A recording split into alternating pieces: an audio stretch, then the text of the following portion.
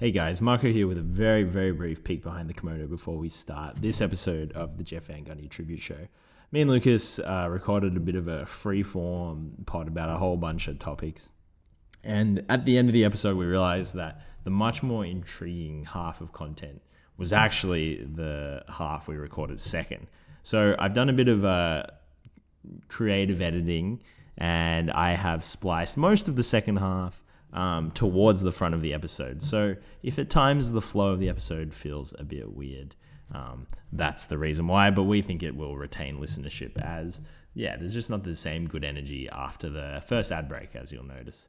On that note, I enjoy this episode 155 of the Jeff Van Gundy Tribute Show. Welcome please to the JVG podcast, where these G's are going to spread their seeds of knowledge about the league. It's flourishing with these. These funny catchers seem to be well read, esteemed and honest. Like the man himself, Jeff Van Gundy. They are high IQ, so cerebral and funny. So if you're on the bus, just border on the dunny. Listen to the JVG NBA Tribute Show. Hello and welcome back to the Jeff Van Gundy Tribute Show. I'm one of your co-hosts, Lucas, joined as always by my co-host, Marco. Marco, how are you? Pretty good, Lucas. How are you? I'm pretty well. How do you feel about this setup? I actually really like it. I haven't commented on it at all, which is probably good because it's like a natural first take, if you will. Yeah. We're in Lucas's front room at his mother's house, and the window's open. It's letting in a nice breeze. We're at like maybe the smallest, thinnest table I've ever seen in my entire life. But that's not a bad thing. It's actually perfect size for podcasting. You Yeah. a laptop on either side, a microphone in front of that laptop, etc., etc. Yeah. And not the thinnest not the thinnest table that we've ever... Yeah. I'm now looking at a thinner table. So that thinner table, which is probably half the size of the table Marco just explained, is a table that Sean and I recorded either 1 or 2 episodes on. Definitely 1. But irregardless, you could only imagine how it would have been to record an episode on that. You would have been right in each other's face. We were right in each other's face. Yeah. But we were drinking filter XPAs. So that sounds so good. it was all water under a bridge after a while. How are you going, dude? You got to spend the weekend away. Yeah, I had a really nice weekend. I've been a bit stressed. I've been house hunting, which is just an awful experience. I was really ready for this time not to be an awful experience, but it's just been shit. Yeah. And like it's still early days. But yeah, it was just one of those things where I was like, oh yeah, I'm totally happy to like move in with my parents for a bit or go stay at Alex's like in the interim if we don't find a house. And now that that's like the reality, I really don't want to do it. Yeah. Like, 1, I don't want to move twice, and 2, I really don't want to go back to my parents. Yeah. I'm thinking about, no offense. But, it's just not appealing to me at all at this stage in time. Yeah. So it was really nice to have a good distraction on the weekend. We went to Sandy Point for a friend of the show, Ned's birthday. Yeah. Still waiting for the invite. By the way. And Lucas, he couldn't come for illness. For sad reasons. Yeah, non-COVID related illness. And yeah, it was good. The weather was terrible. But we just had a nice time chilling by the fire, drinking some beers, 2 really good dinners, 2 good low-fuss dinners. I made everyone eggs in the morning as I'm wont to do. We watched a couple of Batman movies. What? Yeah. That's so awesome. Yeah, we did. We watched / played a couple of interactive 360 VR YouTube videos, such as Minions Escape from a Plane Crash or Titanic reenactment. We had a tsunami simulator as well. We did that one. Yeah. That one was pretty scary, actually. You spent a lot of time underwater. But you do eventually make it to the helicopter and survive. Yeah. It was just...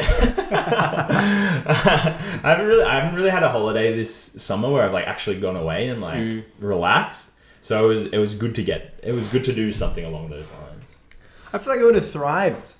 You would have loved it. Watching a couple of Batmans, doing VR, YouTube. Like, I feel like I really could have added a lot of value to those interactions. Oh, man. If you were in the room when the Minions plane crash was happening, you would have added a lot of value. I can imagine already. You would have been the missing quarter, let's say. That makes me so happy and sad to hear. And yeah, which should be the tennis, which we can get to later in the pod. Yeah. You can maybe get to it. That sounds lovely. I'd love to... Well, actually, I am getting away this upcoming weekend. Yeah. Just for the one night, which will be very nice. But yeah, I feel like I haven't done... I feel like I really wanted to do what you guys did on the weekend. However, someone has hinted that we might do that again. Oh, we have to do it again. It's one of well, the cat's out of the bag. It's just one of those huge travesties that we have like a couple of friends who have beach houses and we don't go there like once every 3 months. Truly. Like it should just be every 3 months. Yeah. This is when it's happening. Cancel other plans. Yeah, exactly right. Don't get sick. And yeah, it's a lovely place down there. No one in the house woke up before 10 p.m. on any morning. 10 p.m. Oh, sorry. 10 a.m. Excuse me, because it's just deathly silent. Like there's no cars driving past. All the windows have blinds on them. Yeah. Things of that nature. Like in Melbourne, even on my day off, I'm waking up at like 7:30. I may be falling back asleep. This was like, I'm waking up at 10 p.m. and I'm like, I really need to go to the toilet. 10 p.m. Fucking hell, Jesus Christ. Still on holiday. Yeah. Nah, it's the what's it called? It's the time difference. It's not the heat, it's the Between humidity, yeah. between here and Sandy Point. Speaking of dead silent, Anya and I went to see Naya Archives last night. Great show. Seafrim opened. Great show all around.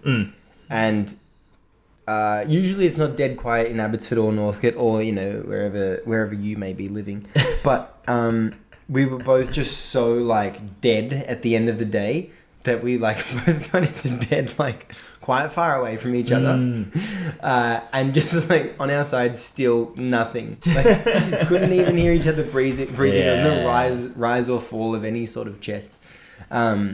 And I feel like in a country setting, that'd be like nice and relaxing. Be like, oh my God, when was the last time I experienced this? But in the city, I was kind of like, this is very weird. Yeah. Like this is not, I feel like I should be hearing something, a bat squealing or some shit. Or something's gone wrong for me to feel like this. Like my body's like, you've done something bad. Yeah. You need to sleep it off. Which we had. Seriously. We had some Hungry Jacks, which is not our finest hour. Some dry hongle dongle, I heard. Yeah. Really bad hongle jungle, unfortunately.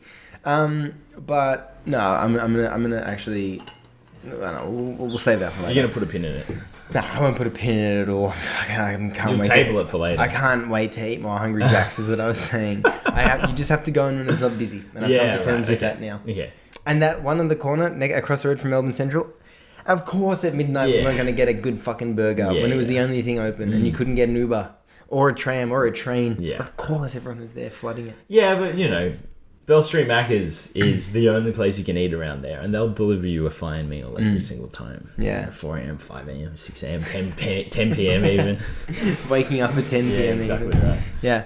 But that show was good. I feel like, but I really, the whole weekend I was wanting to be away. So thanks for bringing it up, buddy. I mean, I did, but still. Yeah, you're calling yourself buddy. Yeah, I need to just pull myself up after that weekend. After the weekend here. Loves just talking about the league, certain things like that. Alright, well, speaking of showing some initiative, the Toronto Raptors. What the hell's going on there? They were formerly sliding. They have now slid. They are a whopping, I think it was 16-30, and I would be right. They're firmly now one of the very bad teams in the East. Yeah. And they're just below the Atlanta Hawks and Brooklyn Nets for the... Did I say very bad? So I would say the Brooklyn Nets and the Atlanta Hawks are the bad teams, and the Toronto Raptors are the only very bad team, and then it drops off to the teams that just aren't even trying to be NBA teams this year. Well, I think the Hornets would have liked to be an NBA team at the beginning of the season. Yeah. And that hasn't eventuated for them. But we all know what happened there. Is Kyle Lowry going to play for them? No. Well, so no, they're not. They said they were going to try and move him before the deadline, and if they couldn't move him, they'd waive him. And then if they couldn't waive him, they'd play him. Yeah, but I don't see how they can't waive him. When everyone wants to... the way everyone wants their season to go. Yeah. So kind of what next? What are they doing here? They are... Yeah, so they're 16-30. They've been part of 2 trades which have sent away... Yeah, they would have been their 2 best players. And they've probably brought in... Oh, no. Scotty Barnes would have been one of their 2 best players. Yeah. It's hard to say. Yeah, it is. It's hard to say in that, like, he is definitely higher ceiling than Anunoby, but... Yeah. And probably usually plays better, but, like...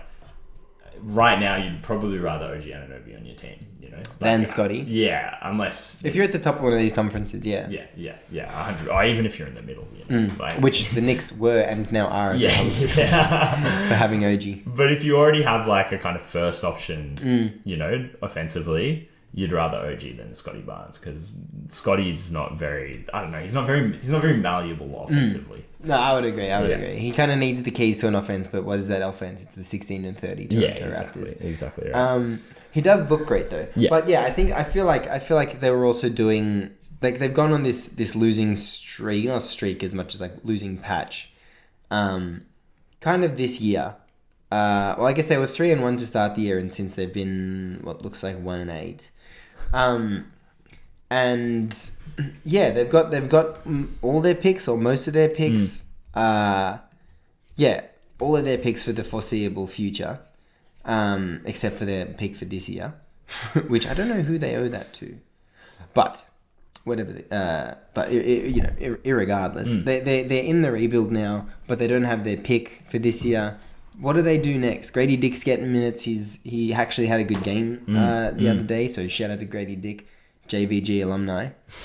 But yeah, I don't really see that. Yeah, there's Scotty Barnes is improving. I guess IQ has looked good for them. RJ Barrett's looked good for them. They're all pretty young. But yeah, is it just like ride this out, or is it make a move? Yeah, because it's like is the core sort of after the OG trade like IQ, RJ Barrett, Scotty Barnes doesn't sound super attractive to me. Like, is RJ Barrett's surely at his sort of peak as an NBA. And I think this is the thing, is after the trade it was like, oh, Barrett actually looks really good in Toronto. Yeah. And IQ does look like he could be the starting point guard of, you know, the Raptors of the future. But they've been really bad. Like, they haven't been able to win games. And like, I think they're both dealing with injury as well. Yeah, they're not playing right now. Yeah, so I don't have a lot of confidence in that sort of like core taking the Raptors very far. Yeah, it's certainly like I would say the ceiling of IQ and the ceiling of RJ Barrett. I think they're both below the ceilings of OG Anunoby and Pascal Siakam, like quite significantly. Yeah. So you really are sort of either having to bottom out a bit more and like really bring in some top tier draft talent, or like package some of your picks and salary together for like another good player. But like the timeline just seems all wrong. Like RJ Barrett, he's young, but he's not, you know, like he's probably when he's, you know, in his prime, one, what's that prime? How good's that prime going to be? And two, like, where is the rest of this team going to be age-wise? Yeah, and like I think you said it, but like, is RJ not at his prime? Yeah, and I feel like IQ's at his prime, and these are like fine pieces on like an 8-9 player rotation going for like when you make your finals push. But I think you want them as depth pieces, or maybe starters where they have, you know, players that are as good as them, able to back them up. But yeah, I think this like the more you look at the roster, the more it looks like a teardown. Yeah. I guess you'd want to move on from Bruce Brown, who they are able to trade before the trade deadline, and get a pick there if you can. Dennis Schroeder has vocalized his his view on his current position as someone that's coming off the bench since the trade. He's also just not a player you have on like a tanking team. Yeah. Like, you know, he's, for all his sort of flaws, like he's the sort of player you want in the rotation of a playoff team. Yeah. You know, that's the only way he's really going to be effective. Like, that's the only way he's going to win games. Yeah. I mean, he's actually been pretty good for them this season. Yeah. Whenever I watch them, I don't know what his numbers are like. But yeah, like you'd much rather give you those minutes to Emmanuel Quickly, who's like, you know, been 6 years his junior. Yeah, and has been really good and even better since he got to Toronto as well. Yeah. Yeah, and also Dennis Schroeder, there's like a lottery protected first, maybe like a top 20 protected first, or a couple of seconds to trade for there. Plus you get off the Schroeder money. I don't know, maybe his contract's up this year, but I don't think he's contracted past this year. But yeah, but even still, you stop paying a guy that doesn't want to be there. I feel like Thaddeus Young could get you. I I feel like there'd be 10 teams interested in bringing in Thaddeus Young. Yeah. Probably to have on the court, but also even if he was just like a leader and like a locker room guy, I feel like that that'd be a good avenue. Like I feel like a lot of teams will be needing that sort of leadership. And then Otto Porter Jr. he's not even 30 yet. No. And I feel like he offered a lot to the Warriors in their in a limited role, but again, those are the players that you need. If you want to make a push, and it's who would have been playing those minutes for the Warriors if not Otto Porter Jr. Well, what happened the next season is there was no one to play the Otto Porter Jr. minutes, and a few other and a few other roles as well. But there was Otto Porter Jr. has proven he can play. Well, I reckon he was playing like 15 minutes a night, and there's we can check it, but we're not gonna. But there are these great like vet pieces that are not playing, or that this team doesn't need them to play in these roles. So I think you've got to turn it into kind of a fire sale until the trade deadline, which I will check up when that is right now. But you go ahead. Well, yeah, I will say Schroeder is under contract next year. They signed him to the MLE.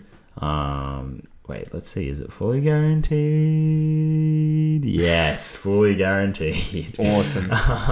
But yeah, and that's not an insignificant amount of money. Yeah. For a team that's trying to bottom out. But yeah, it's just like, are you bottoming out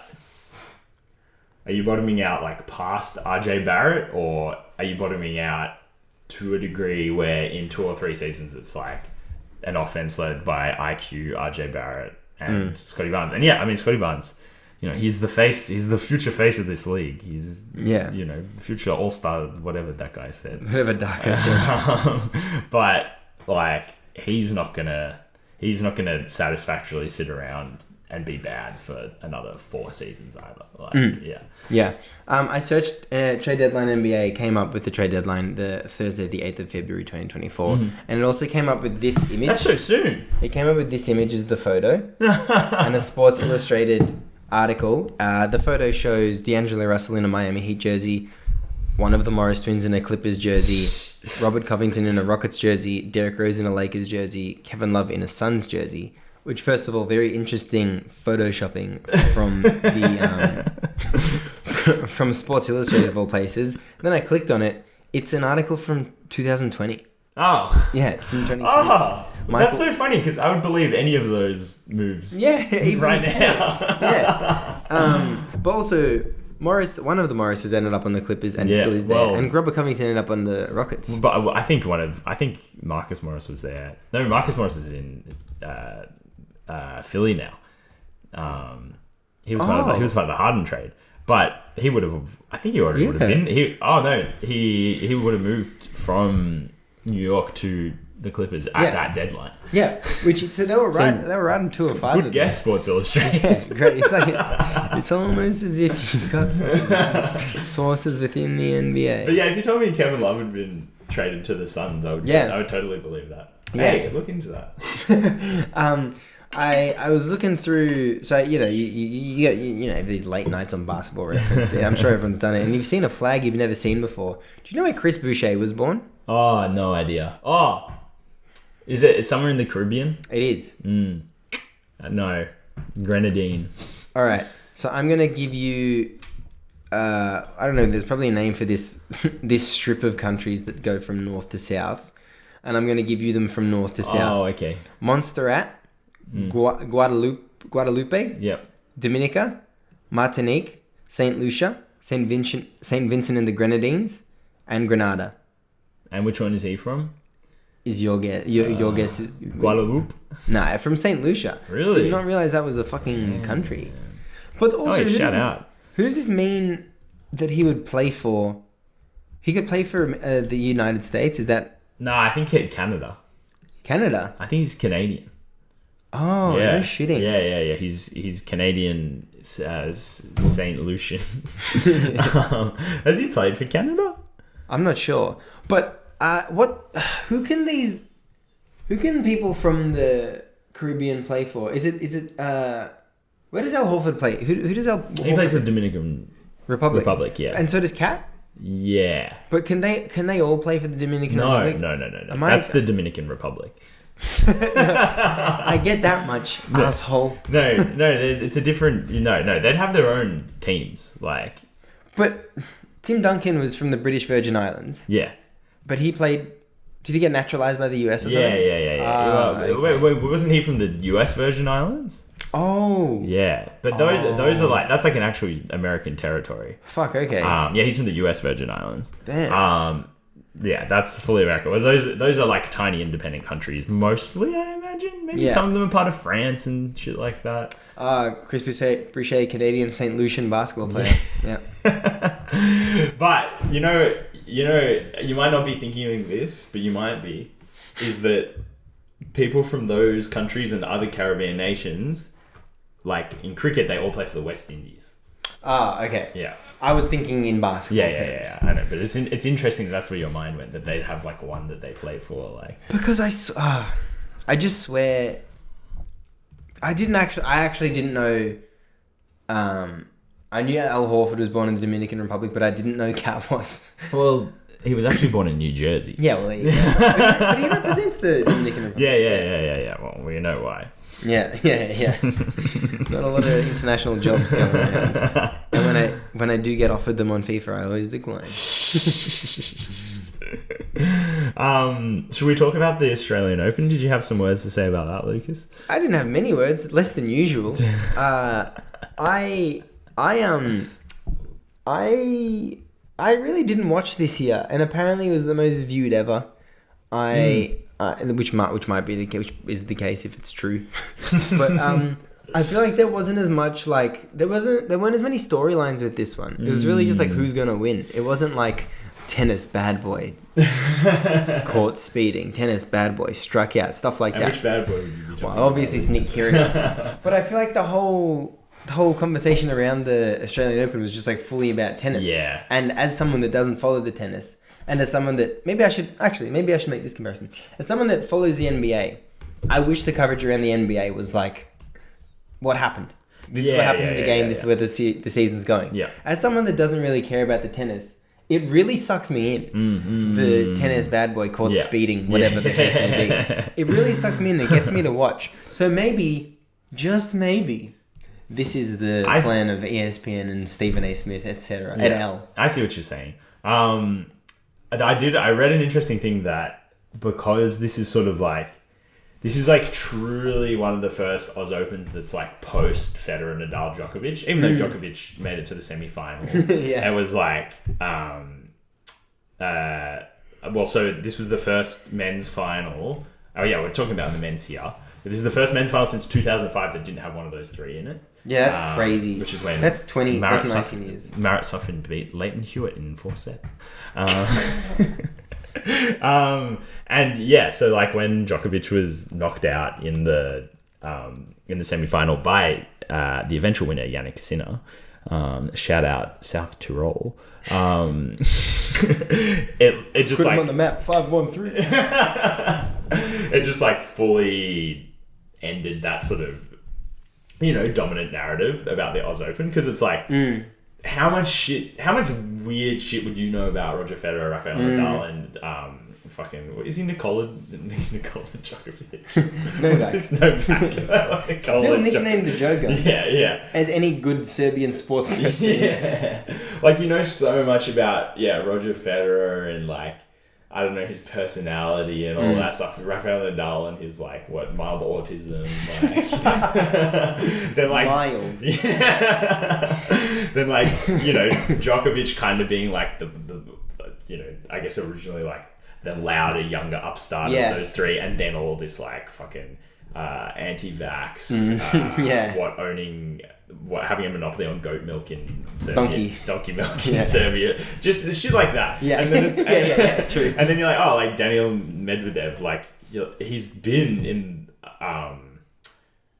he's been in the final before for sure. 2 years ago, he had the no mindset, losing up 2-0 against Nadal. Which we know what happened this time. Yeah, same thing. And he's been in the final 3 times actually, 2021, 2022, and this year. But like, could you tell me one thing about him? Like, he doesn't even have a flag. What? Do you know how old he is? Well, I'm looking at his Wikipedia page. No, but I did know that he's 27 because he's born the same year that I am. And I was like, Oh, yeah.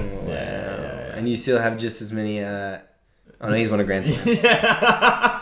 He's only got one more Grand Slam than me. Yeah, but you've never pissed away a 2-0 lead twice. It's so true. People want to talk about Doc Rivers and his his record in 5 to 7 game situations.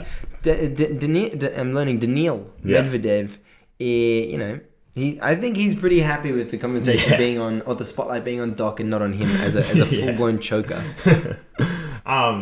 And so I think, and then the fact that like Yannick Sinner, who's like 22 years old, like huge up and comer, and like I had never heard of him before he beat Djokovic in the semi-final.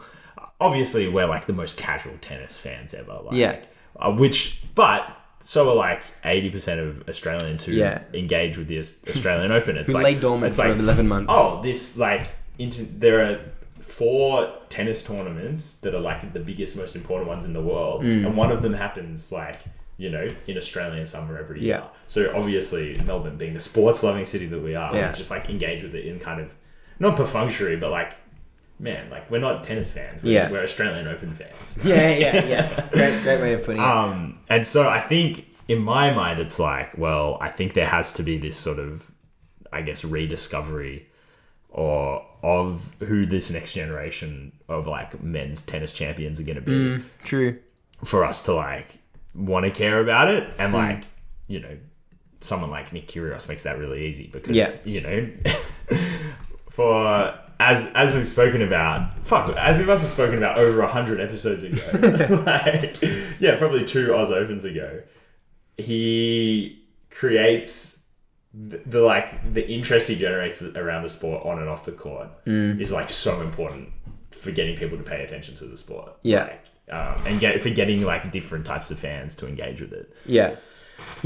I mean, great points. I didn't mean for this to get so like technical and like such a deep dive about it. But also the other thing, from everyone that had been to the Oz Open, everyone said it was unbelievable. Like it was so well done, it was so well run, stuff like that. So it does seem like we put on a good event. But yeah, I just don't feel. I think you made great points. And even when you were talking about Djokovic, Federer, Nadal, I just like. Fuck, man, like, even as someone that didn't care at all about tennis, who was an Australian Open fan and we watched 1 month in the year, I loved watching Federer play. Yeah. And you just knew he was the best. Yeah. Like, watching him play, he just made it so easy to tell that he was, like, the best tennis player in the world. Mm-hmm. And yeah, you just don't get that. Like, Medvedev is, I know when I watch him, he's unbelievable at tennis, because he's just like, all right, I am not going to make a mistake. So you can't, because if you make, I won't make the mistake. Yeah. So as soon as you do, I win. I win that point in that game and that set in that match. But I just don't feel like he like brings you along for the ride. Yeah. There's no like, like whip the ball like that top spin across the court and like it just bounces right over the net and just like you get something like Rafael Nadal like sprinting after the ball and he can't get to it. Like Medvedev isn't doing that shit, and like this, I don't know. I feel like this next generation isn't really doing that stuff. Can I make a funny NBA comparison that you might find disgusting? It's like when you watch LeBron James play basketball, right? You're like, oh, this guy's so obviously like one of, if not the greatest basketball of all time. Like even now, when you watch him, like obviously you have the context and everything, but even now he'll do things at in year 21 or whatever, and you're like, oh fuck, like that is just so like complete basketball. And then like there's a lot of younger players who like the up and coming faces of the league.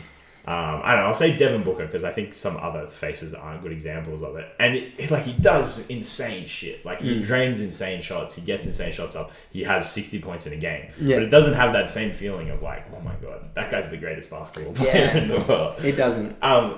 When you watch Jokic, I think his factor is less like this guy's the greatest and more like how the fuck did he do that? And maybe the same with Luka. And then with like Giannis, it's like, okay, that guy's like just the most athletic person. Yeah. Like by about 3 levels in the competition. And then, Embiid, it's just like, well, he just gets an easy whistle. So. But like, guys like, and you'd probably say like Curry as well. Well, it's that thing where it's like, that Lakers Warriors game from a few days ago, that went to double OT. Yeah. And it was like, fuck, okay, this is like the 9th seed and the 12th seed. Yeah, true, good point. And it's like the most exciting game of the weekend. Yeah. Booker. Actually, Jokic's charm is like he has that no charm, like that silent charm that like, it's like he's interesting and quirky in that sort of way, and then also he's so good at basketball that he doesn't give you the option to not appreciate like the way he plays. Whereas Booker will just like hit like 18 really tough shots. Yeah, but then he doesn't have that like when Steph hits a crazy 3 and goes to the crowd. It's like. It's fun. Like, When and even if you find it cringe or whatever, it's nowhere near as bad as when Devin Booker does it. Because there's the facade that Devin Booker has and the walls he has up, and he like climbs those walls and like rebuilds that facade every time he tries to look tough. Whereas Steph gives you a peek, he gives you a peek through all of it, and you're like, oh, you are just this guy that does like a night celebration. And every once in a while you'll actually get pissed off on a basketball court, and you will re-show whoever you're playing against. Jaylen Brown comes to mind from a few years ago. Why why you shouldn't step to Steph Curry. And LeBron has fucking countless examples of why he is like that. So I think there's too much of this like rough riding and like tough like DAWG fucking I'm a fucking dog, no one's gonna step on me, all of that sort of stuff. With the generation that is coming into the league now, I feel like it was more authentic with the generation that was kind of like that kind of ended in the mid 2000s with like Kevin Garnett and the second name I can think of is Steven Jackson right now, but there's much better examples than him. And then, this generation is like learning from kind of their actions, but not from what built them up to that point. Like junior basketball competitions now, there would be no like, everything would have like, there'd be great resources going into it. There's not the same struggle. Right. And they like people like Booker like try to act like there is this struggle or there is the same struggle. And it's just like, it's coming from a different place and people can see right through it. Yeah. Fantastic point. Thanks, Brooks. So that's what we think about the Australian Open. We should have started with that last half hour. Yeah. I feel like that was... No, I don't think we knew that was coming. Neither. I think we should have started with that last half an hour. Should we flip them around? I think so. If you can be fucking doing that. I can give it a go. Why not? Look into it. If it takes more than 2 or 3 minutes, please don't do it. Yeah. Hey, peek behind the kimono. If we're about to cut to an ad, then we did it. If not, can we finish with something? Yeah. I completely forgot about this. When you said Ben Shapiro, do you know he did a rap song recently? No. Oh my god. Do you want to do a live reaction? Yeah, I just did. Okay, wait. Let me get my water, please. Go on. All right, I'll load it up. Did you do it with anyone? It's with you remember Tom McDonald? No. He was like that guy. Nah, he's like a white like anti-woke rapper. God, I really don't know. Like he's one of those anti-woke rapper. Like, okay, so for the people listening at home, he's like Tom McDonald. Oh. I'm describing an image of him right now. He's a white boy with dreads, like really, really thin dreads, no eyebrows. In this video with Ben Shapiro on a song called Facts, he's wearing a hoodie that says, "I don't care if I offend you. Hangover Gang." Hangover Gang, which must be his crew. His gang. And Ben Shapiro is wearing a shirt that says, "Facts don't care about your feelings." Epic, dude. Fucking epic. Okay, here's a video as you pull that up. From Tom McDonald's Instagram at Hangover Gang. Was Kurt Cobain trans? That's the content Hangover Gang was covering. Should we give it a listen? Please. They call me offensive, controversial. There's only 2 genders, boys and girls. They can't cancel my message cause I'm the biggest independent rapper in the whole freaking world. Friggin'. Yeah, alright. I'm not ashamed because I'm white. If every Caucasian's a bigot, I guess every Muslim's a terrorist. Every liberal is right. I don't wanna talk to folks who don't get it. Go woke, go broke, no hope is pathetic. Pro-choice, pronouns, pro-love, you're progressive. But you ain't pro-gun, no one to protect you. Where the American flags at? Remember when people would hang those? They've been taken down, they all been replaced with BLM flags or a rainbow. This ain't rap, this ain't money, cars and clothes. We ain't selling drugs, we ain't gonna overdose. We ain't pushing guns, ain't promoting stripper poles. We won't turn your sons into thugs or your daughters into hoes. I don't care if I offend you. I was put here to upset you. Beat's alright. The flow's alright. He's like technically a pretty good rapper, but Yeah. his content. No, okay. Listeners, listen. The chorus is about to finish. Ben Shapiro's about to start rapping, so don't turn off just yet. Let's look at the stats. I've got the facts. My money like Lizzo, my pockets are fat. Don't be a whack. Dog, it's a yarmulke, homie, no cap. Look at the graphs. Look at my charts. You're blowing money on strippers and cars. You own the president on television. No one knows who you are. Keep hating on me on the internet. My comment section all woke Karens. And I make raps off compound interest. Y'all live with your parents. Nick, take some notes. I just did this for fun. All my people download this. Let's get a Billboard #1. Okay, let's pause it now. There's so much longer to go. Yeah, I think that's enough. That's plenty enough. What do you think about the Ben? So, alright, Tom McDonald, fine flow. I think his voice is a bit annoying. Yeah. The beat's okay. Yeah. I actually think that it needs to be stripped back and it would be better. Yeah, like, there's too much going on. Yeah. What he's saying, you know, obviously we agree with on this show. Mm-hmm. But I love, like, him talking about how they call me offensive, controversial, and then he's fucking making all... Sorry, just everything he said. Yeah. But then he won't say fucking. Yeah. He's Yeah, freaking. he won't swear. Because I'm the biggest independent rapper in the whole freaking world. So funny, man. So yeah, Tom McDonald, keep it up. They've been, you know, where are the American flags at? They've all been replaced with BLM flags or a rainbow. That's just a bar. Ben Shapiro, do you think he's auto-tuned? Because I would believe if he was or he wasn't. And that's just what he sounds like on a rap song. It's almost like it's like a AI model like rapping for him instead of him actually doing it. True. Like, it's got his voice, but like I don't believe he's doing that. Like, remember there's like great rap battles of history? Yeah. Peter Griffin versus Donald Trump or something? This would be the Ben Shapiro rap. Ben Shapiro rap and that. Man, epic rap battles of history, bring it back. My money like Lizzo, my pockets are fat. Homie, I'm epic, don't need a whap. Dog it's a yarmulke, no me, no cap.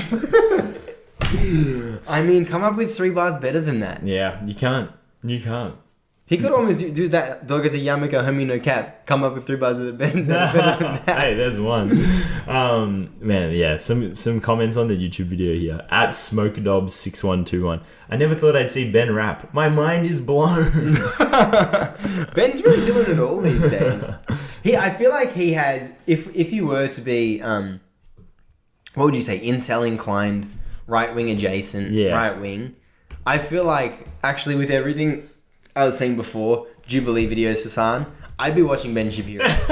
like if he's this like commentator that's not afraid to like put his face out there and attach himself to Tom McDonald and his rap song and write a fucking forward for Why I Stand by Jonathan Isaac and all this stuff. I actually think the way he creates content would be completely in line with the content we would consume. Yeah, no, 100%. Yeah. And which is why it's so fucking effective. And true. You know, I think I don't want to call him smart, but like he puts his fingers in all the pies. Like he's got a movie review channel, which I've actually watched a few times. No shit. How are they? Like, you know, he obviously has it so he can do, aka, like, for example, Ben Shapiro destroys the Barbie movie for 43 minutes. Or hang Ben on. Shapiro blows up the Glass Onion.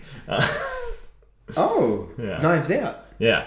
But then, like, Interesting. in some of them, you're like, watch that. okay, you don't have, like, a very good insight into movies or anything like that. But you obviously actually really like movies. Like, you go to the cinema because you enjoy watching stuff. Like, you know, there's a Top Gun Maverick one here, and you can imagine he would have loved that movie. Yeah. Like, you know, and that's fine. Like, it doesn't even have to be kind of culture war-y for him to be like, oh yeah, I like Top Gun. Top Gun Maverick. Yeah. So yeah, I think he's just like trying to like suck people into every single possible inlet. Like, Yeah. Okay, well, if you hear the ad now, then we definitely cut the second half at the front. And Marco, as an aside, I think we should do that. Yeah, all right. I'll sort that out for you. Thanks, bro. All right. We'll see you guys later. Yeah. The NBA moves so quickly these days, it's hard to keep up. Shams and Woj are breaking stories left and right, but the Quick Time Out is right there with him to keep you informed on the latest NBA news. Stop in and let us break it down as it happens. Find the Quick Time Out on the Deep 2 Podcast Network. You want to talk WNBA? Maybe some WNBL? Australian Opals chat? Heck, even dabble in some EuroLeague? Find the W Basketball Show on the Deep 2 Podcast Network. Yeah, we're kind of flying by the seat or seam of our pants on this one. Not the most... maybe it's been quite content heavy the past 2 weeks, but I feel like I at least haven't been keeping my eye on anything really. And by what I gather, you haven't either. Well, yeah, not entirely. I think the as if you've been listening to the last few episodes of the various podcasts on the Deep 2 Podcast Network, the sort of transition from the 4-man weave we did last week to the episode of the Deep 2 NBA podcast that Sean and Dante did, like, it just sapped up all of the news and content.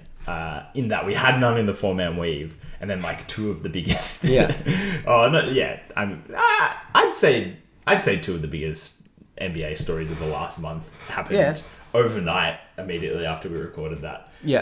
Being the Terry Rozier trade and the firing of Adrian Griffin and subsequent hiring of Dr. Rivers.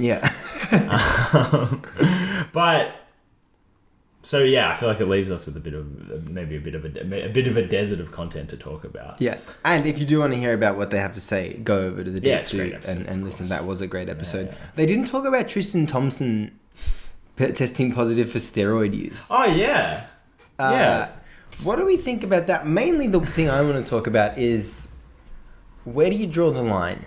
Because a lot of these guys would be fucking pumped full of steroids. LeBron James is definitely on steroids, and I think it's a good thing. I think that, you know, if we want so much in this amazing product from these players for 20 years, that, you know, if we have to turn a blind eye to a few of them getting a helping hand along the way, then we have to turn that blind eye. But I feel like this is. I feel like there's something sus about this. I feel, and it's not Tristan Thompson using steroids. It's the fact that this is the guy that's getting stung. Yeah, I mean, 100%. Don't you think it's just a scapegoat? Like, Tristan Thompson's probably one of the least important players in the league. And maybe, well, you know, I mean, he's already had sort of off-court issues like previously in his career. He's a very believable sort of target for banned substance testing. Do you know? Okay, so they were both performance enhancers. It's not like the Tyreek Evans thing where it's like, oh, you got banned for you know, he tested positive for banned substances, and then a few months later it was like, oh yeah, it was crack. He's actually using steroids. But, I mean, do you reckon they just randomly tested him and he tested positive? Or do you reckon they were like, okay, we need to announce the true results of someone's tests? Is that how deep you think the conspiracy goes? I think, option 2. I think that's how deep the conspiracy goes. Dude, come on, man. Look at how big they are. Look at how much basketball they play. Yeah. But remember when Donovan Mitchell got tested the day after he dropped 72 or whatever? Yeah, well, 71. Sorry. Or whatever else. Do you think that was a legitimate test, or was that just more media marketing pseudoscience bullshit? Oh, they also did it, I feel like, with Danny Green the day after he dunked or something. He had his first dunk in however many years, and they tested him. But here's another thing. So the performance enhancing side of it doesn't make you like technically better. No. It allows you to like build muscle and like recover quicker and stuff like that.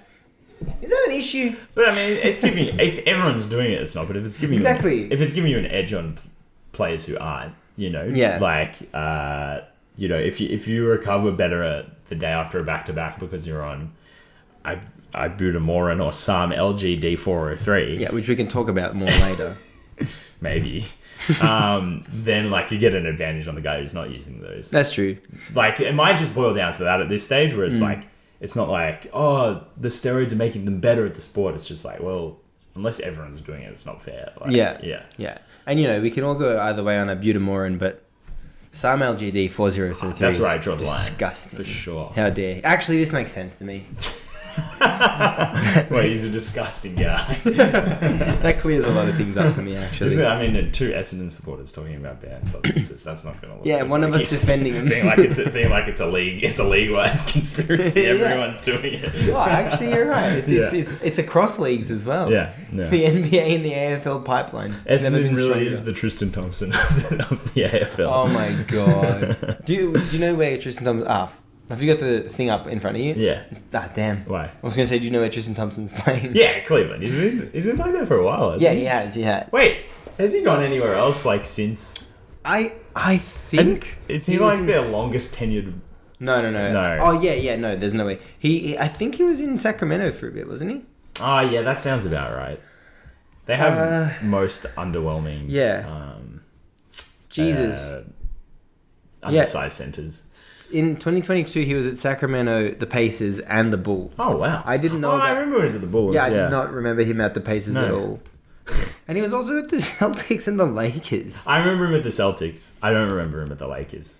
This is crazy to look at. Okay, he didn't play for the Lakers. I remember him getting signed for them though. Yeah. And it was like a thing. No, this is his. He properly played 4 games at Indiana. In the court. On the court. Yeah. Has he been playing this season? He's played 36 games. Jeez. Yeah. Far out. So they're gonna be. Yeah, I mean they're lacking big depth there. He's gonna be a whole backup center. I love that he's listed as a power forward. What about his game possibly suggests he is not at the 5? Yeah, just his size. Yeah. Wow. All right, well, get well soon, Tristan. And he's serving, of course, a 25-game suspension. Yeah. For showing a gun on Instagram, I think. Yeah, what's worse? The gun. Yeah. The gun, especially as a repeat offender. 100%. The gun. But then also, like, what's worse, and this is not, you gotta have the answer. This is not actually a question, a rhetorical question. Like Miles Bridges and Kevin Porter Jr. or what Tristan Thompson's doing. Yeah. So, well, only one of them is bringing the game into disrepute. Oh my god. Oh my god. No one knew the word disrepute existed before 2013. Before you said that. There's a trendy, dimly lit basement bar with an old-timey feel and leather booths Called Disrepute. serving creative cocktails. In Service options. Serves great cocktails. It's located in Kingly Court. Oh, in Carnaby, of course. The United Kingdom. +4420. Yeah. They got a link tree and everything. Wow, what a British name for an establishment. Yeah, Disrepute. They have 889 Google reviews. Yeah, really. That's crazy. Oh, so they must be. I guess if you Google Disrepute and a bar in London comes up, it must be like a little bit noteworthy, you know? Yeah. Should we talk about where we went to eat and drink tonight? Oh yeah, we should have started with that. Yeah. As we usually do. Yeah. Actually, I was going to keep the tradition going, starting JVG in the Deep 2 Podcast Network era. Actually, let's rewind. Let's rewind for a sec. So, what we were texting about doing the pod tonight. Yeah. And then I was like, "Wait, are you working today?" And you're like, "No, I'm going to the pool." I'm like, "Well, I'm going to the pool." I think we were leaving at like right exactly the same time. We were leaving at exactly the same time, going to the exact same pool. Yeah. The Northcote Aquatic and Recreation Centre. So we went to the Northcote Aquatic and Recreation Centre with Bo and Anya. Congratulations, by the way. She seems lovely. It was such a good pool day. I think because it was a Monday. Whoa. I think because it was a Monday was part of it. The fact that we all weren't at work on a Monday, and instead we were getting wet and getting sunned. Yeah. Good like tan, swim, and ice cream in the middle there. And then we went to. Do you want to tell them where we went for dinner, Luke? I'd love to actually, Marco. Thanks for the lead-in. We went to Northside Wines, and Monday night Northside Wines High Street, I guess Northgate, Yeah, it's Northgate. Northgate. Yeah. They have, Jesus Christ, sorry, $35 steak, wine, and sides. Pretty good deal. Incredible deal, I think. And you know, going in, you're like, steak and sides on their own. You're not getting that for less than $40 in today's economy. Yeah. And then coming out of it, I also thought it was a good deal. Yeah. Now, the sides, they could have just said steak, chips, and salad. Yeah, they were chips and salad. Yeah. And they were the most like pubs chips and salad ever. It wasn't some gourmet salad. It was just like dressed greens. Yeah, it was a big bowl. They just brought out. Exactly. They just It's good salad. But pulled out a few. The steak though was really good. Steak was really good. Yeah. We both got rare. Yeah, you've converted. Johnny converted you. You've now converted me. Johnny converted me. I converted you. Yeah. And it was just so flavorful. I could just taste the meat. Yeah. Like you want from a rare steak. Yeah. The little sauce it was basting in was really good as well. Yeah. I made a joke about mustard, and then Anya actually ordered mustard for the table, which was a really clutch move by her. But I don't think you were joking. You really wanted the mustard. Yeah, but I was like, I'm not going to ask for mustard. Yeah. Yeah. Well, lucky she did, because it really added quite a lot. Well, that might be like a key personality difference between us. I'm happy to, just be like, it would be better with mustard. But she's just like, just see if they have mustard. Yeah. She is one to do that as well. She'll be like, this could make this better. Hey, could we do this? And nearly always it's like, yeah. Yeah, of and course. it's no skin off their back or whatever the fucking phrase is. And it enhances your experience that much more. Really nice steak. Yeah, it was really nice, so flavorful. Flavorful, nice to chew. Yeah. Making the jump from well done to rare was quite bold. I don't regret it whatsoever. Interesting. We didn't go well done originally. No. I was going to go the one step more cool. Yeah. Also, $2 oysters every week, week evening from 3 to 6 p.m. Yeah. And they were quite oceany, these oysters. I liked them. I'll be honest. I liked 2 of them. I didn't like 2 of them. I liked them enough to order another set of them. Yeah, because you had I had 6. 6, yeah. A half dozen. Yeah. The baker's half dozen minus half. It was really nice. Yeah. It was really nice. And I feel like it's led into the evening quite well. Yeah. I did think I'd get to cook and go to the gym after the podcast. It's now looking like just going to bed might be. I think so too. Might be the best course of I might action. pretend to sort out my filing cabinet for half an hour and then go to bed. Yeah. Something like that. Yeah. Yeah, that sounds good actually. I'd love to have a filing cabinet to pretend to sort out. I have been meaning to get my room together. Yeah. For the past 4 weekends. But I swear I've just been doing shit like. No, maybe we don't have to get into this, but not fun stuff on the weekends, but also not stuff that I'm recharging when I do. Yeah. I just feel like I'm doing errands and helping someone out and driving a long way or something, but not doing not going to the beach. Yeah. January's hard. You don't get much done. Yeah. And it should be a time of year that you start getting stuff done. Yeah, definitely. But I've, I feel like I'm ahead of where I should be in terms of packing up and cleaning the house before we move out. But there's so much shit to do. We made a list last night and it was 15 items long or something. Of pre-packing and moving out. Yeah. Stuff to do. Because you just accumulate so much shit. And it's just never fun to sort it out. Yeah. When Bo and I moved out of the apartment V2, we cleared the whole apartment and it took hours longer than we thought it would take. And then Bo was like, oh shit, I have all my stuff in the storage in the basement as well. Oh no. And then he went back and spent another few hours cleaning after that. And I could not imagine spending another second cleaning, clearing that place out after that. Yeah, that was horrible. Yeah, and also how long have you been in the house? 2 years? 3 years, yeah. 3 fucking years, Jesus. Yeah, and you would have the move in is no indication of how quick the move out would be. Because you would have gotten 3 years more stuff. Yeah, exactly. It's just crazy. And when we moved in, we were a lot of stuff just got ported over from the last house. Which is really 4 years worth of shit. Maybe I've even said this on the pod, but I cleaned out the pantry about a month ago. And there was shit in it that my housemate Ruby at our last house bought, and it somehow ended up in a box, went to our house and didn't get touched. Yeah. It was not just expired, but expired in 2021. Yeah. That sort of stuff. Yeah, milk. Yeah. it smelled pretty good. So, and I know there's just gonna be a lot of that shit where it's like, oh, we ported like these fucking like dirty sheets over to this house like to clean shit with, and then we never cleaned anything with them. They've just been sitting in the cupboard for 6 months. Awesome. Or sorry, for 3 years. And now because we're like going separate ways, it's like, well, I'm gonna chuck this out now. Like, but it's just been sitting there for so long. It's like what's that? It's like carbon capture, you know? It's like there's just all this like wasted space of shit. Yeah. Stuff. That's all it is. It's just stuff. It's just stuff. Yeah. I didn't realize. Sorry, this didn't like click until now. But like, you guys have a great house. It's gonna be hard to like one up that. Yeah. Like once you're actually in the house, I know that location is is one of your potential qualms. You'd like to get maybe 5 or 10 minutes closer to the city, but being in the house at your current place is like one of life's greater joys. Yeah, you're so comfortable. Like it's got all the amenities you need. Toilet, it's shower, bedroom. It's spacious. But see, so this is my thing. I want to downsize. Like I want a smaller house because like one, none of us are like green thumb inclined really. So our garden is just constantly a fucking mess. I like there's this rosemary bush that's been there since we moved in.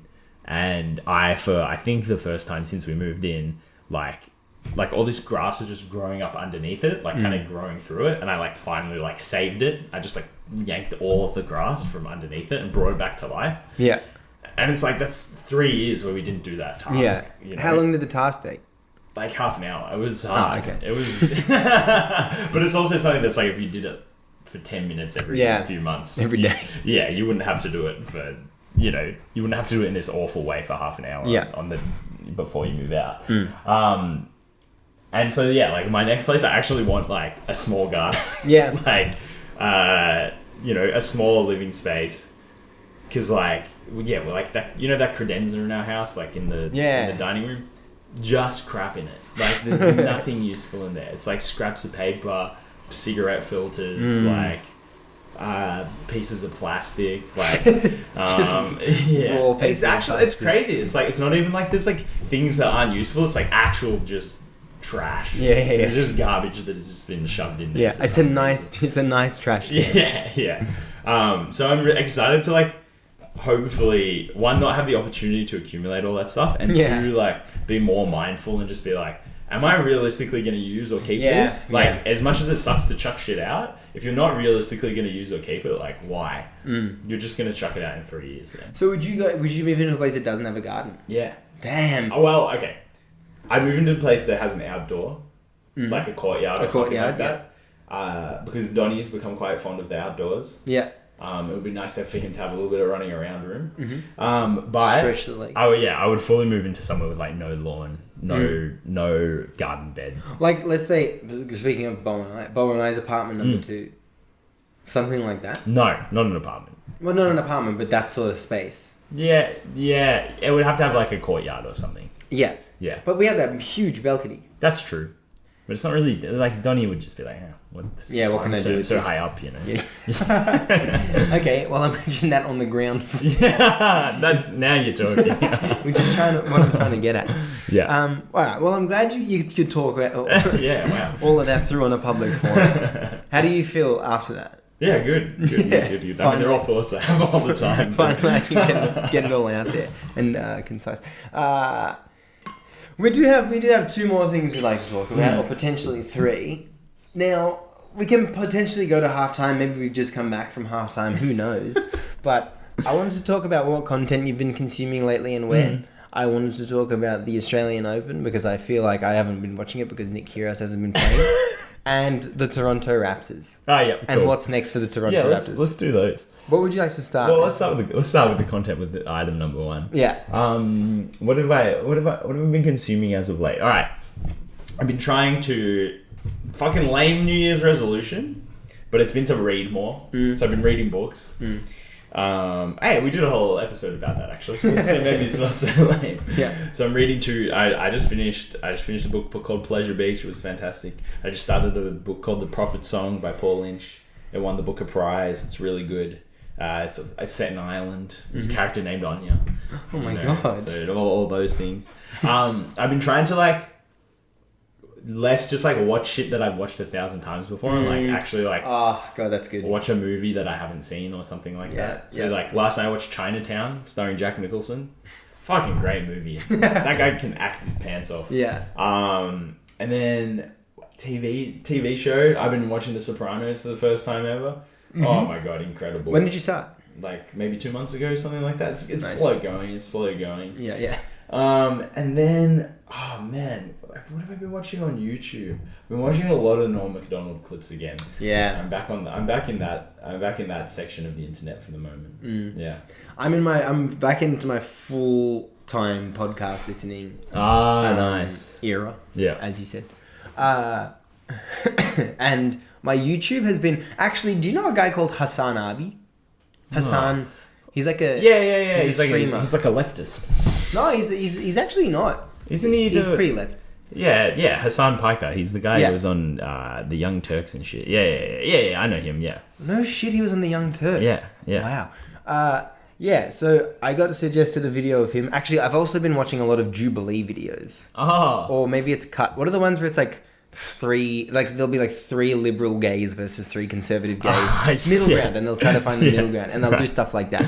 So I was watching a lot of those, and then it was funny, the thing that it did to my algorithm was suggest me a lot of right-wing stuff. Like a lot of like Ben Shapiro content, or like people like laughing at fucking WNBA players asking for equal pay, which is like, you know, obviously hilarious. Like just such good content. And I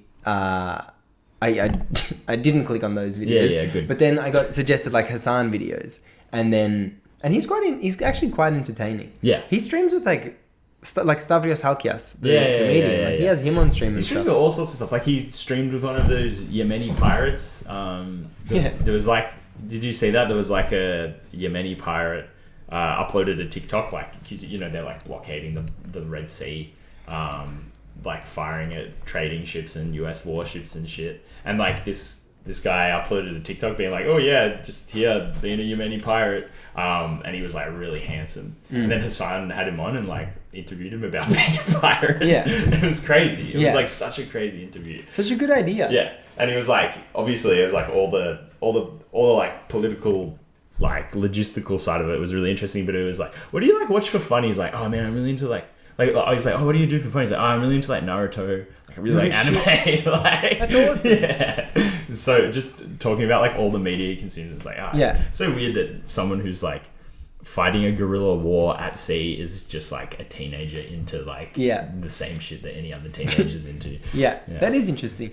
I'll definitely watch that tomorrow, I guess. I'll hopefully be suggested it now that we've said it and my laptop's open. But yeah, I've been watching him. He's quite it's interesting. He doesn't mind taking a stance on everything, and he's very like, he's quite entertaining, I think, but he's also very well spoken. He's not just like outraged taking a stance in like in the you know, in an outrageous way. He actually knows why he thinks what he says and stuff. So he's interesting. But I feel like I've spent way too much time talking about what I've already talked about. The main one that has re-entered my life is Podcast About List. Oh, yeah. Cameron Feder, Patrick Doran, Caleb Pitts, 3 blokes talking about nothing. And like, you thought, you know, this piece of content was 2, 3, 4 guys talking about nothing. You thought this piece of content was 2 guys talking about nothing. This is truly nothing. Yeah. This is truly just absolutely just 3 people having a stream of consciousness fight, but all of them win. And Bad Friends. I've really re-entered. Nice. I've really re-entered watching and listening to Bad Friends. And I feel like I never really rewatched Bad Friends, and it's a great pod to have on at work because, you know, you can go mainly audio, but if you want to replay a bit to see what happened, then you can just replay it and you can still get on with your workday. But I feel like, and they've done like 200 and a few episodes now, and I still haven't caught up. I still am like 4 episodes behind. Yeah. And I also, this is another one. Whatever your favorite piece of content is, could not recommend more banking it up. If you're going away for a weekend or whatever the case may be, like when I was in Europe, did not watch a single Bad Friends, listen to a single Bad Friends, and then I had like 20 Yeah, or something, yeah. or whatever. It was actually probably more that I could catch up on. And that was amazing. That was really good. But yeah, I'd say podcast about list and bad friends and just podcasts in general. Yeah. Where I'm focusing my attention these days. I've been listening to podcasts about this again. I think they fell off for like a good 20, 30 episodes. But if you're looking at it on your feed right now, the 5 Weeks of Planets, that was their saving grace. Yeah. Really brought the best out of each of them, I think. Yeah. Showcased their various talents. Yeah. What were your favorite of the 5 Weeks About Planets? I think Mars. I'd agree. I think Mars had the best song. Yeah, it was just really funny. Yeah, Mars had the funniest song. Yeah. I think Mercury might have had the best song. Yeah, like you'd listen to that. Yeah. Unironically. No. I don't know about unironically. But I've listened to it at the gym. Yeah. A few times. But just when he's like Mercury. Oh, hang on. Let's close this. This is 8 p.m. Which in people that live next to the plaza terms means noise time. And you might have heard it before, but there was a truck that was making a delivery to Aldi or Coles, who knows, but one of the trucks, I'm pretty sure it's the Aldi truck actually, does like a 20-point turn in this street and you just can't get out. Yeah. And it's like absolute hell. But I feel like that might have happened already. Oh, that's good. But that's all about to happen. So just keep your eye on that. But yeah, podcast about list. The 5 Weeks of Planets, but also like the planets were like Mercury, Mars, Neptune, Saturn, and the Sun. Yeah. Yeah, that was pretty funny. I didn't expect the Sun to be in there. I think they did because they did one on the Patreon as well. So I think it was I think it was the 7 planets that aren't Earth: Pluto, Moon, Sun, which makes 10. Because Pluto's not a planet anymore. But they did the Sun. Yeah, that's what I mean. Pluto, Moon, and Sun. They did that as an episode. Wait, what? No. So wait, here, let's name them all: Mercury, Venus, Mars, Jupiter, Saturn, Uranus, Neptune, Pluto, the Moon, the Sun. But wait, you're saying what did you say? They alternated, so they did Mercury on the free feed. There's a riveting listening. But speaking of banking them, about letting them bank up, it's so good when you discover a podcast you like and it has 100 episodes, or 300 episodes, or whatever. I did this with this. I've probably spoken about it on the pod. This podcast called Heavyweight recently, and I caught up. Like the new season started coming out while I was listening to older episodes, and I caught up the day after the last episode came out, and they announced that they were getting cancelled, and it was crazy. It's oh fuck! Now I actually don't get to listen to it ever again. Oh, they got cancelled. Yeah, well, they were Spotify's dropping us, so we're looking for a new home, but we're not sure we're going to find one. Oh my god. Are you serious? I just caught up. Oh my god, that's crazy. It's crazy. It was nuts. I was just slowly catching up as the last season was coming out, but I had no idea that it was the last season. Yeah. How long did it take you? I want to say 2 months, something like that. Are you listening at work? Yeah, no, not always. Not as much as you would be. Yeah, I'm probably 6 hours worth, 5 hours worth. I would average an hour a day, in that I have some days where I listen to podcasts for 4 hours and some where I don't listen at all. Yeah. Basically. Yeah, because I can I don't know, everyone's just doing their work at the office. Yeah. I feel like you don't really need, there's not much need for I think because I'm managing people, I'm communicating shit to everyone constantly. Seriously, sometimes I get asked a question every 5 minutes for an entire day. Yeah. It's show a little bit of initiative, Start now. So just keep your head up and keep moving forward. Hold W, big dog. Wasn't that great? Yeah, it didn't feel natural to end on that cutting point. which was halfway through the natural episode. So I'm just here to say thanks for listening for the last hour and 10 minutes. I hope you enjoyed this episode of the Jeff Van Gundy Tribute Show, and stay tuned to the Deep 2 Podcast Network. See ya.